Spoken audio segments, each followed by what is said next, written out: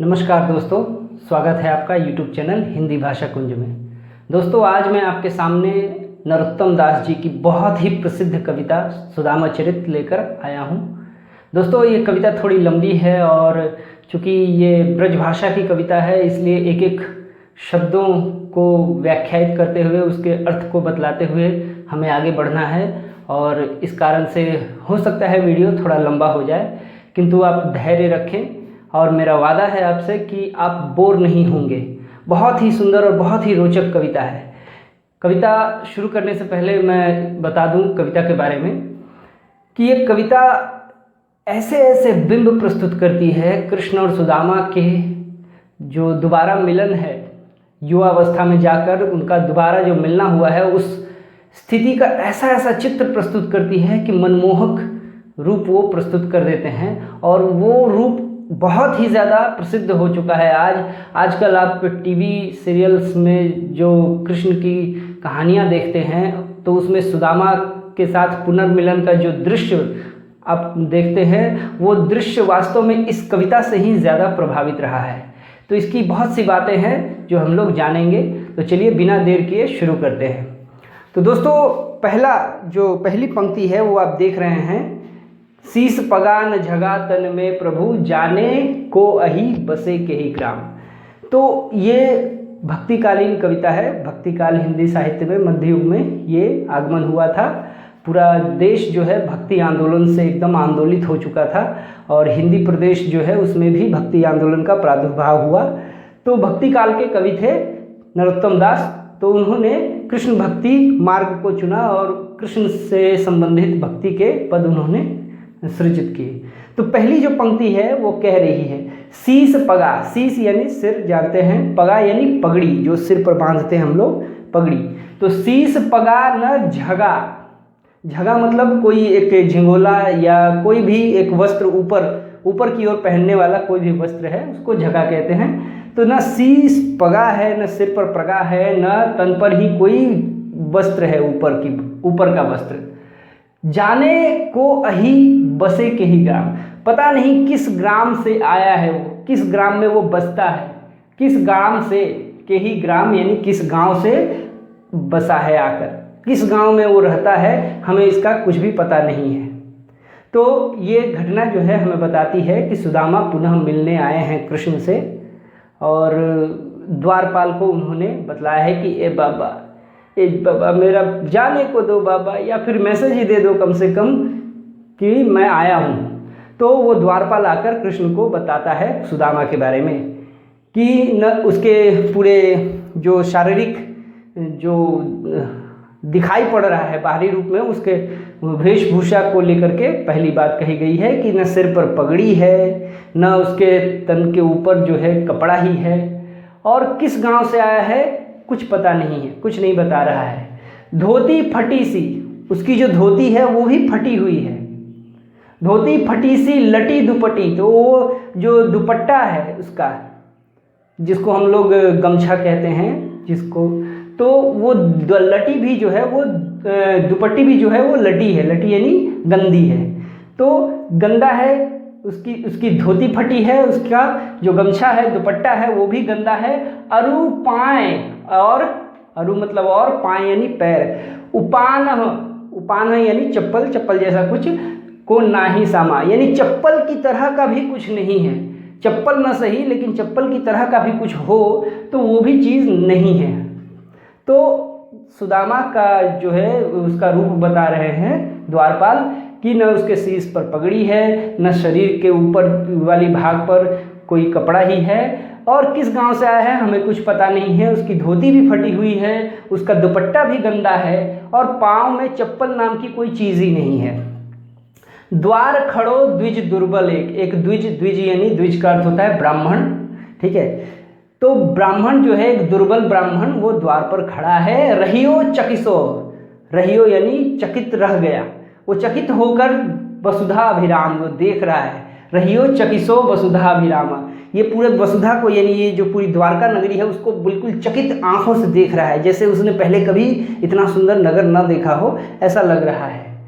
पूछत दीन दयाल को धाम, हे दीन दयाल, दीनों पर गरीबों पर दया करने वाले, पूछता है वो आपका धाम, वो आपके घर का एड्रेस पूछ रहा है, आपका पता पूछ रहा है। बतावत आपनो नाम सुदामा, वो अपना नाम सुदामा बता रहा है कि मेरा नाम सुदामा है।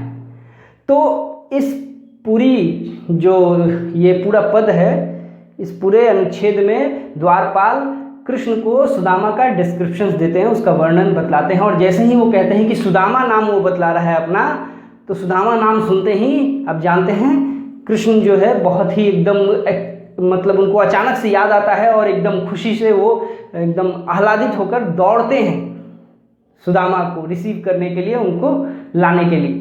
तो उसके बाद का दूसरा वर्णन है, सुदामा को ले आए हैं, उनका वेलकम वो कर रहे हैं।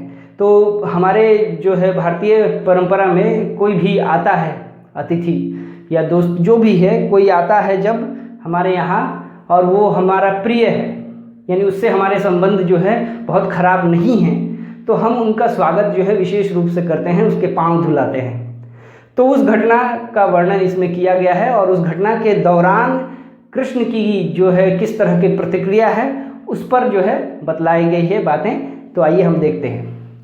ऐसे बेहाल बिवाइन सो, ऐसे बेहाल, बेहाल भी जानते हैं आप, यानी बहुत हालत खराब। बिवाइन सो, बिवाइन से, बिवाइन कहते हैं एड़ियों के फटने को, जब एड़ियाँ इतनी ज़्यादा फट जाती हैं कि उसमें से पीप और मवाद जैसा कुछ निकलने लगता है और भयंकर पीड़ा, चलते वक्त जो है बहुत ही पीड़ा होती है।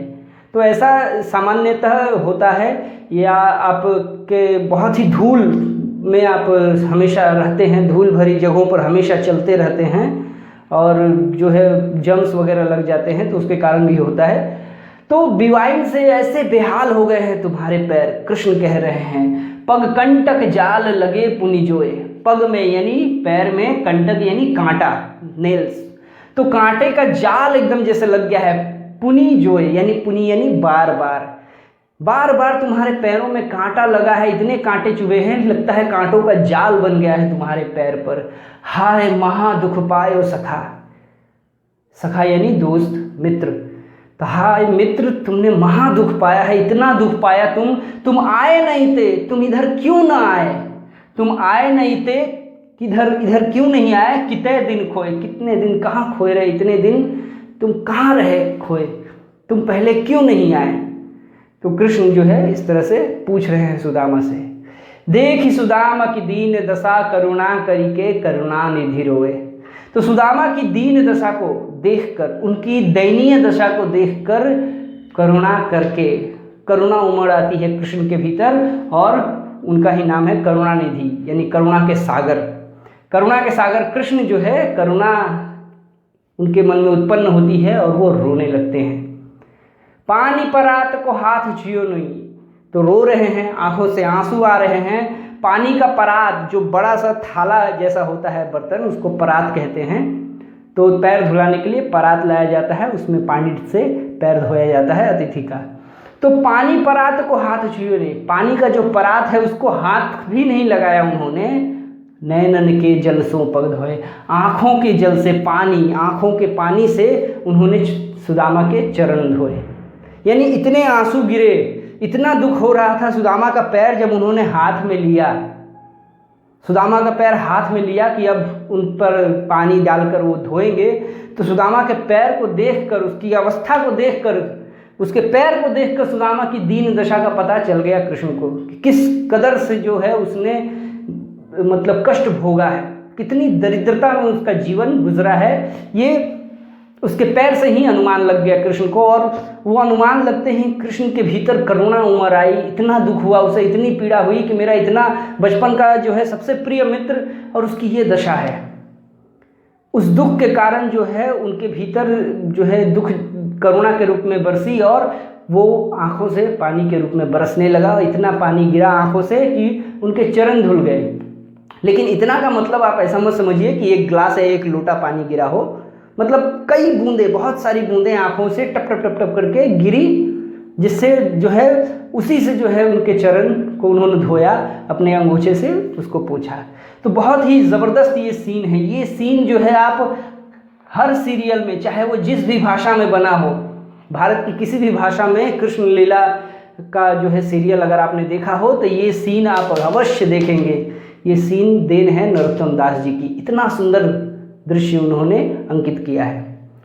अब हो गई चरण वंदना वगैरह हो गई, तो अब कृष्ण जो है सुदामा से थोड़ा हंसी मजाक कर रहे हैं। दोस्त है तो हंसी मजाक होगा ही मिलने पर। तो हम लोग आजकल जो है अपने मित्रों से मिलते हैं तो बोलते हैं क्या बे, क्या हाल है, इस तरह से हम लोग बात करते हैं। तो अब हंसी मजाक का दौर शुरू हो रहा है।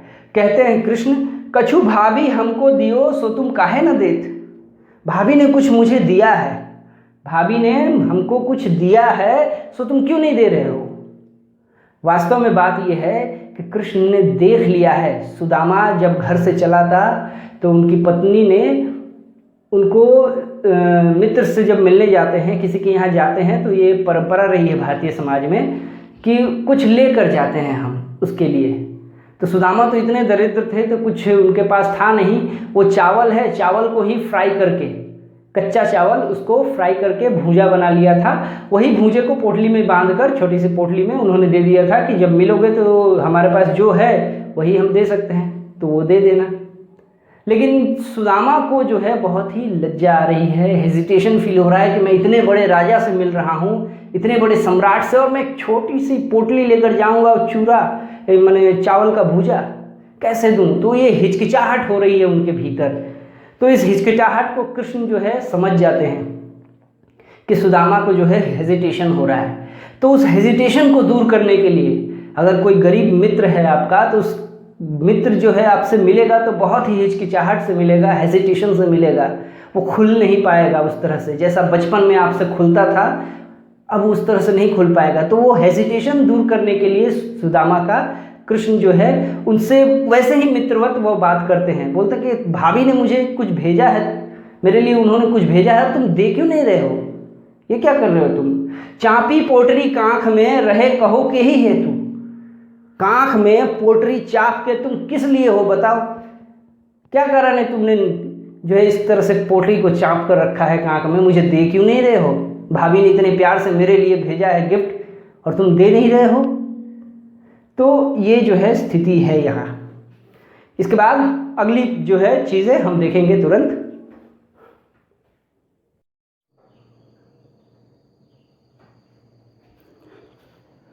तो दोस्तों, आगे चना गुरुमात देते, लय तुम चाबी हमें नहीं देती।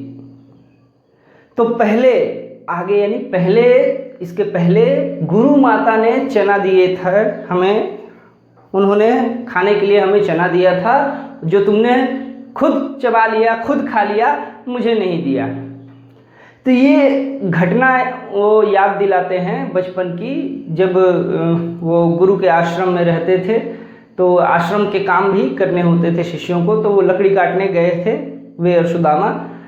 तो बारिश शुरू होने लगी तो वो पेड़ पर चढ़ गए दोनों। तो माता ने रास्ते में खाने के लिए भुना हुआ चना दिया था, तो सुदामा ने वो खुद ही खा लिया था, कृष्ण को नहीं दिया था, उससे छुपा कर खा लिया था। तो उसी घटना की याद दिलाते हुए कह रहे हैं कि पहले भी ऐसा तुमने किया था कि गुरु माता ने जो चना दिया था वो तुम खुद चबा गए, वो मुझे नहीं दिया। श्याम कहयो मुस्काए सुदामा सो। कृष्ण ने थोड़ा मुस्कुराते हुए सुदामा से कहा, चोरी की बान में हूँ जू प्रवीणे। बान यानी ये हो गया आपकी आदत। आदत में, चोरी की आदत में हूँ जो प्रवीणे, तुम हो प्रवीण हो। प्रवीण का अर्थ होता है कुशल या एक्सपर्ट। प्रवीण यानी कुशल अथवा इंग्लिश में एक्सपर्ट कह सकते हैं। तो तुम तो चोरी की बाण में, चोरी की आदत जो है, तुम्हारा अभ्यास जो है, उसमें तो तुम एक्सपर्ट हो भाई। पहले भी तुमने ऐसा किया है, पहले भी गुरु माता के दिए हुए चने को तुम अकेले ही चबा गए, मुझे नहीं दिया तुमने। तो तुम तो भाई चोरी में बहुत एक्सपर्ट हो। ये मुस्कुरा कर कृष्ण कहते हैं। तो दोस्तों में चलता है हंसी मजाक, छेड़छाड़, तो वही कृष्ण छेड़ रहे हैं सुदामा को, सुदामा को कंफर्टेबल करने के लिए, क्योंकि सुदामा एक बहुत ही दीन दरिद्र व्यक्ति है और आया है वो एक राजा के पास जो उसका दोस्त रहा है बचपन का। तो वो क्लियरली अनकंफर्टेबल फील कर रहा है। तो उसको कंफर्टेबल फील कराने के लिए उसको सहज करने के लिए, वो सहज मित्रता जो बचपन में थी उनमें, वो फिर से स्थापित करने के लिए कृष्ण हंसी मजाक करते हैं सुदामा से। तो कहते हैं कृष्ण, पोटरी कांख में चापी रहे तुम, पोटरी को कांख में चाप के तुम हो, चापे हुए हो, रखे हुए हो, खोलत नहीं, उसको खोल नहीं रहे हो, सुधा रस भीने। सुधा यानी जो है आपका प्रेम, और रस जानते ही हैं, भीने मतलब भीगा हुआ। तो सुधा रस भीने यानी प्रेम के रस से भीगी हुई पोटरी जो है, भाभी का प्रेम उस पोटरी में बंधा हुआ है मेरे प्रति। भाभी ने प्रेम से वो पोटरी मेरे लिए भेजी है। जब सुदामा घर से चल रहे थे तो उनको एक मित्र है, जाएगा तो खाली हाथ थोड़ी जाएगा, तो इसलिए उनको कुछ दे देना चाहिए, गिफ्ट के रूप में ले जाता है। तो वो उस वक्त उनके पास तो कुछ था नहीं, तो जो था उसी को उन्होंने चावल को भूनकर फ्राई करके दे दिया। चावल भुना हुआ दिया था, तो वही सुधा रस, वो प्रेम भाभी ने प्यार से मुझे दिया है, तुम दे नहीं रहे हो मुझको। तो ये एक तरह से शिकायत भी कर रहे हैं सुदामा से कृष्ण। पाछली बानी अजो न तजो तुम, पाछली यानी पिछली, बानी यानी आदत, यहाँ जो बताया बानी यानी आदत, पिछली जो बात है, पिछली आदत है तुम्हारी, वो अजो मतलब आज भी, न तजो मतलब छोड़ना, त्यागना तुम। तो पिछली जो आदत है तुम्हारी, चोरी छुपे अपने दोस्तों की जो चीज़ें हैं उसको भी खा जाने की, वो आदत तुमने आज भी नहीं छोड़ा है।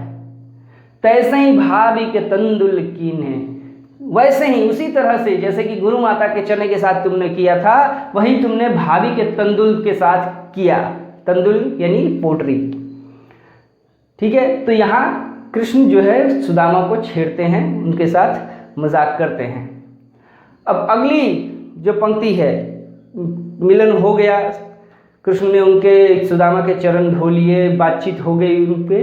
अब सुदामा को विदा कर दिया है कृष्ण ने, और सुदामा वापस आ रहे हैं। तो यहाँ एक बहुत ही ज़बरदस्त भावनात्मक जो आलोड़न है, किस तरह से जो है सुदामा के मन में जो है तरह तरह की बातें उभर रही हैं, वो बहुत ही कंफ्यूज्ड दिखाई दे रहा है, बहुत ही एकदम असमंजस में है कि ये हुआ क्या, कुछ समझ में नहीं आ रहा है उसको।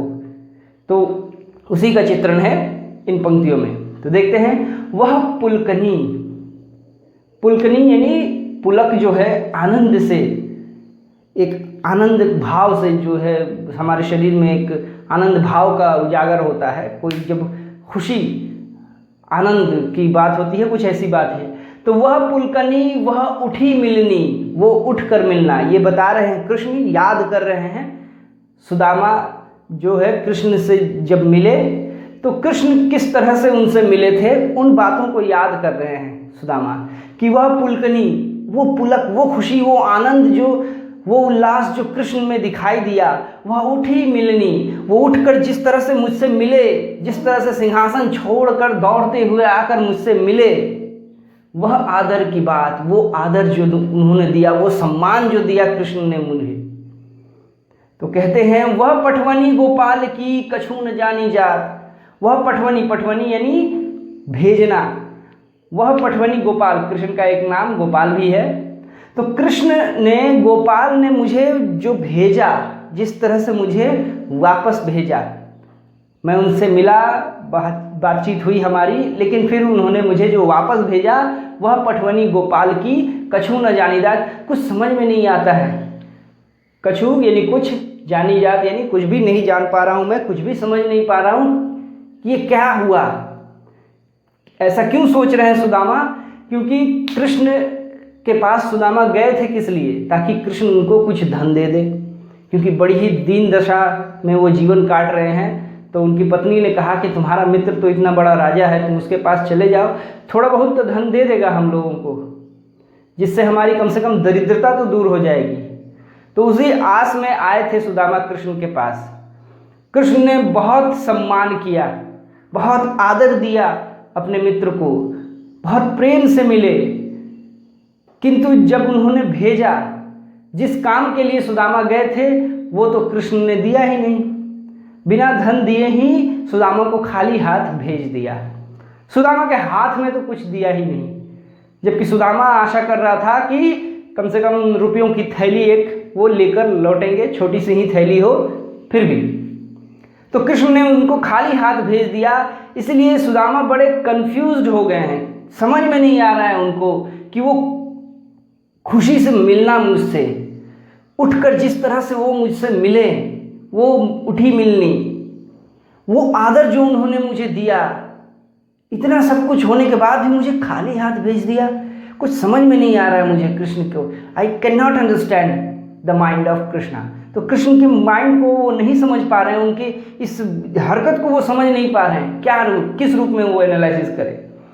इसके बाद वो कहते हैं, याद करते हैं अपनी जो है कृष्ण ने जो आदर दिया उनको, तो उस चीज़ को ध्यान में रखते हुए वो अपने अतीत को एक बार अवलोकन कर लेना चाहते हैं। देखते हैं कि घर घर कर ओढ़त फिरे, कर मतलब होता है हाथ, हाथ। तो घर घर कर ओढ़त, ओढ़त यानी फैलाना, सामने करना। तो घर घर कर ओढ़त फिरे, घर घर में हाथ फैलाता फिरता था। तनक दही के काज, तनक यानी थोड़े से, दही जानते ही खाया जाता है, काज यानी के लिए या उस काम से, दही के लिए, दही पाने का के कारण, दही पाने के लिए, थोड़े से दही पाने के लिए मैं घर घर हाथ फैलाया फिरता था, भिक्षा मांगना जिसको कहते हैं। कहाँ भयो जो अब भयो हरि को राज समाज। लेकिन अब जो हुआ, अब कृष्ण ने जिस तरह से मुझसे मुलाकात की, इतने बड़े राजा ने मुझसे जिस तरह से मुलाकात की, जिस तरह से मुझको आदर दिया, वो पहले नहीं हुआ कभी। लोगों के घर घर में जाता था, भिक्षा मांगता था, थोड़े से दही के लिए मैं लोगों के सामने हाथ फैलाता था। लेकिन कृष्ण के राज में, कृष्ण के समाज में जो हुआ वो पहले कभी नहीं हुआ। वो आदर, वो सम्मान इतना कभी किसी ने मुझे नहीं दिया। हर जगह दुत्कारा जाता रहा मैं। हाँ आवत नाही हूँ। तो फिर एक बात तो और भी है इसमें, जब भी मैं मांगने गया कहीं से दुत्कार मिली, कहीं कुछ दे दिया किसी ने, दुत्कारने के बाद भी कुछ दे दिया मुझे। लेकिन ये कृष्ण, अजब हुआ ये मिलना हमारा। मेरा पुराना मित्र है, इतने प्रेम से मिला, इतना सम्मान दिया मुझको उसने मुझे अपने सिंहासन पर बैठाया, मेरे चरण खुद धोए उसने, वो सम्मान दिया मुझको। लेकिन मैं धन के लिए गया था। वो जानता है अच्छी तरह से कि मैं कितनी भयंकर दरिद्रता में जीवन जी रहा हूँ, कितना गरीब हूँ मैं, इसका पूरा अंदाज़ा उसको हो गया होगा। फिर भी उसने मुझे कुछ नहीं दिया, धन देकर विदा नहीं किया मुझे। तो ऐसा कभी हुआ नहीं। थोड़े से दही के लिए मैं लोगों के आगे हाथ फैलाता था, घर घर जाता था, हाथ फैलाता था, लोग कुछ दे भी दे देते, किंतु सम्मान नहीं मिला मुझे वहाँ। परंतु कृष्ण के यहाँ मुझे सम्मान इतना मिला कि जीवन में कभी इतना सम्मान नहीं मिला मुझे, कभी इतने आदर के साथ किसी ने मुझसे बात नहीं की। लेकिन वहाँ धन बिल्कुल नहीं मिला। तो वो कह रहे हैं, अब वो पछता रहे हैं मन में, वो कह रहे हैं हाँ आवत नाही हूँ। हाँ मतलब मैं, आवत नाही हूँ तो मैं नहीं आ रहा था, मैं तो आ ही नहीं रहा था, मैं आना ही नहीं चाह रहा था। सुदामा पहले ही मना कर रहे थे अपनी पत्नी को कि नहीं मैं नहीं जाऊंगा वहाँ, हमारी पुरानी दोस्ती है, लेकिन अब वो राजा बन गया है और मैं दरिद्र का दरिद्र हूँ। पता नहीं अब उसके माइंड में क्या आया होगा, अब किस तरह का माइंड सेट हो गया होगा, क्या वो मुझे पहचानेगा भी कि नहीं। तो वो जो घोर अपमान होगा, कोई आपका बहुत प्रिय मित्र जिसके साथ आपने बचपन में बहुत अच्छे दिन गुजारे हों, और जब बड़ा होने के बाद वो कुछ बन जाए, बहुत अच्छे ओहदे पर पहुंच जाए और आप उससे मिलने जाएं और वो आपको बिल्कुल भी अपरिचित जैसा व्यवहार करे, तो वो अपमान जो है वो झेला नहीं जाता है। तो ये डर था सुदामा को, इसलिए वो जाना ही नहीं चाहता था कि वहाँ से कुछ मिलेगा मुझको, इसकी आशा नहीं थी उनको।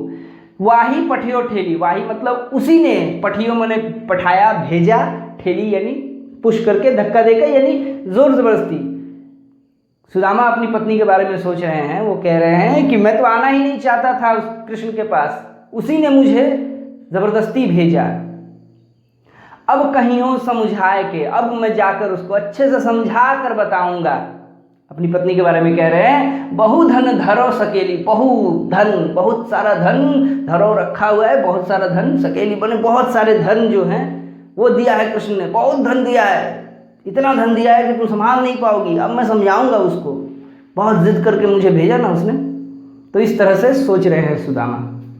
अब ये पंक्तियां हैं अंतिम 4। तो इसमें जो है सुदामा अब अपने घर के आसपास पहुंच गए हैं, लेकिन कंफ्यूज हैं। अब जानते हैं कि क्या हुआ है कहानी में। अंत में सुदामा की जो दीन दशा थी वो दूर हो गई है, सुदामा को पता भी नहीं है इसके बारे में। कृष्ण ने इनडायरेक्टली जो है सुदामा की सारी दरिद्रता दूर कर दी है, लेकिन प्रॉब्लम ये है कि सुदामा को नहीं बताया है, इसलिए अब उसके लिए बहुत ही प्रॉब्लम क्रिएट हो गई है। वो पहचान ही नहीं पा रहा है अपने गांव तक को, घर तो छोड़ दीजिए, घर नहीं पहचान पा रहा है, पूरे गांव को ही नहीं पहचान पा रहा है। वैसो ही राज समाज बने, ठीक वैसा ही राज समाज बन गया। गज बाजी घने, गज यानी हाथी, बाजी यानी घोड़ा। तो हाथी घोड़े जो है घने बहुत सारे दिखाई पड़ रहे हैं। मन संभ्रम छायो, मन में भ्रम, कंफ्यूजन, इल्यूजन हो गया है, समझ में नहीं आ रहा है। कैंधों परियों कहूँ मार्ग भूली, क्या मैं कहीं रास्ता तो नहीं भूल गया। मार्ग यानी रास्ता, कहूँ मार्ग भूली, कहीं रास्ता भूलकर, क्या मैं कहीं रास्ता भूलकर कि फिरी कै मैं अब द्वारिका आयो, क्या फिर कर फिर से मैं द्वारिका आ गया हूँ क्या। क्योंकि पूरी तरह से दृश्य जो है वो द्वारिका जैसा लग रहा है। सुदामा अपने गांव में खड़े हैं, लेकिन अपने गांव को पहचान नहीं पा रहे हैं, क्योंकि कुछ दिन पहले जब वो अपने गांव से चले थे, उनका गांव गरीब गांव था, झोपड़े थे उसमें, अब पूरा गांव ही बदल गया है। तो सुदामा वही सोच रहे हैं कि उसी तरह का राज समाज जैसा कृष्ण का द्वारिका का राज समाज है, जिस तरह से हाथी घोड़े घूम रहे थे चारों तरफ बहुत सारे, वैसे ही घूम रहे हैं। मन पूरा भ्रमित हो गया है उनका, कंफ्यूज्ड हो गया है, उनको बार बार ऐसा लग रहा है क्या कहीं मैं रास्ता तो नहीं भूल गया, रास्ता भूलकर कहीं मैं फिर से द्वारिका तो नहीं आ गया। भवन बिलोकिबे को मन लोचत है, भवन यानी भवन, भवन बिलोकिबे, बिलोकिबे यानी देखना। तो भवनों को देखकर मन जो है वो लोच रहा है, मन जो है, मेरा मन जो है भवनों को देख रहा है। द्वारिका के भवनों को देखकर शायद मेरे मन में इतना उसका प्रभाव आ गया है कि मेरा मन जो है जहाँ भी देख रहा है मुझे सिर्फ द्वारिका के भवन ही दिख रहे हैं। तो भवन बिलोकिबे को मन लोचत है, सोचत ही सब गांव मझायो। गांव के बीच में, अपने ही गांव के बीच में खड़े होकर सुदामा सोच रहे हैं कि मेरा मन शायद जो है द्वारिका के सौंदर्य से, उस नगरी के सौंदर्य से मेरा मन इस तरह से प्रभावित हुआ है कि मेरे मन में उसकी छवि शायद बन गई है कि मुझे सब तरफ जो है वही दिखाई दे रहा है, द्वारिका ही दिख रही है मुझे। ये पूरी तरह से कंफ्यूज्ड हो गए हैं वो। पूछत पांडे फिरे सब सौ, पर झोपड़ी को कहूँ खोज न पाए। तो पांडे यानी वो पंडित थे, ये ब्राह्मण, तो वो पूछ रहे हैं सुदामा, सबसे पूछ रहे हैं, भाई ये गांव कहाँ है, भाई ये गांव कहाँ है, ये वहाँ एक झोपड़ी होती थी, सुदामा रहता था, वो कहाँ है। तो पूछ रहे हैं सबसे, घूम घूम कर पूछ रहे हैं अपने ही गांव में, अपने घर को वो ढूंढ नहीं पा रहे हैं। सब रास्ता बता रहे होंगे कि अच्छा या वो बिल्कुल भी पहचान नहीं पा रहे हैं, क्योंकि अब द्वारिका की तरह सब कुछ दिख रहा है वहां पर। तो ये स्थिति है। अब अंतिम 4 पंक्तियां हैं, वो अभी शुरू करते हैं हम। कै वह टूटी सी छनी हती, कह कंचन के अब धाम सुहावत। तो कै मतलब कहाँ, वह टूटी सी छनी, छनी यानी जो है छत, झोपड़े की छत छनी कहा जाता था।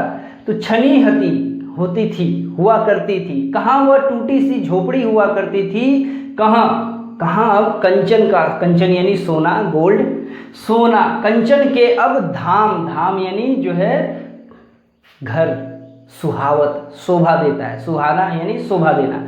तो इन पंक्तियों में, इन अंतिम 4 पंक्तियों में सुदामा गरीब से जो अमीर हो गए, धनी हो गए, तो उसके बाद सुदामा की जो है अवस्था के बारे में, उसकी जो स्थिति है, किस तरह से उसका जीवन कट रहा था, उसका वर्णन इन पंक्तियों में किया गया है। तो कह रहे हैं कि कहाँ टूटी सी झोपड़ी हुआ करती थी, कभी हमारी टूटी छत रहती थी, बारिश होती थी तो छत से पानी टपकता था, कहाँ वो दशा थी। अब कहाँ सोने का धाम बन गया है, सोने का हमारा पूरा घर, पूरा भवन है, अब सोने का भवन बन गया है, मतलब इतने अमीर हो गए हैं वो। कै पग में पनही न हती, कै कहाँ पग में, पग यानी पैर, पनही यानी चप्पल, हती मने हुआ करती थी, कहाँ पैर में चप्पल भी नहीं हुआ करती थी। कह ले गजराज हूँ ठाड़े महावत, और कहाँ तो अब ऐसी स्थिति है कि ले गजराज, लेकर गजराज हूँ, गजराज को लेकर के यानी हाथी, ठाड़े यानी खड़े, महावत, महावत कहते हैं जिस तरह से घोड़ेसवार माने घोड़े को चलाता है घुड़सवार, हॉर्स राइडर, तो उसी तरह से हाथी को चलाने वाला, हाथी को अपने इशारों से चलाने वाला महावत कहलाता है। तो महावत खड़े हैं हाथी को लेकर द्वार पर, कै ले गजराज हूँ ठाड़े महावत, कहाँ तो अब उनके सामने जो है हाथी लेकर महावत खड़े रहते हैं उनके इंतजार में कि वो चलें। यानी पहले ज़मीन पर चलना पड़ता था, वो भी बिना चप्पल के, ऐसी दीन दशा थी उनकी, अब वो हाथी पर चलते हैं। उनके द्वार के सामने हमेशा एक महावत हाथी को लेकर खड़ा रहता है कि महाराज सुदामा आएंगे तो हम उनको हाथी पर बैठाकर सैर करने ले चलेंगे। तो ये स्थिति हो गई है। भूमि कठोर पे रात कटे, एक समय ऐसा था कि कठोर भूमि पर रात कटती थी, यानी कठोर भूमि पर वो सोते थे, ज़मीन पर सोना पड़ता था, एक पलंग भी मयस्सर नहीं था उनको, एक पलंग भी वो नहीं जुगाड़ पाए थे अपनी ज़िंदगी में। अब कहाँ कोमल सेज पे नींद न आवत, कहाँ तो अब कि कोमल सेज पर, सॉफ्ट बेड पर भी उनको नींद नहीं आ रही है। क्या स्थिति परिवर्तित हो गई है।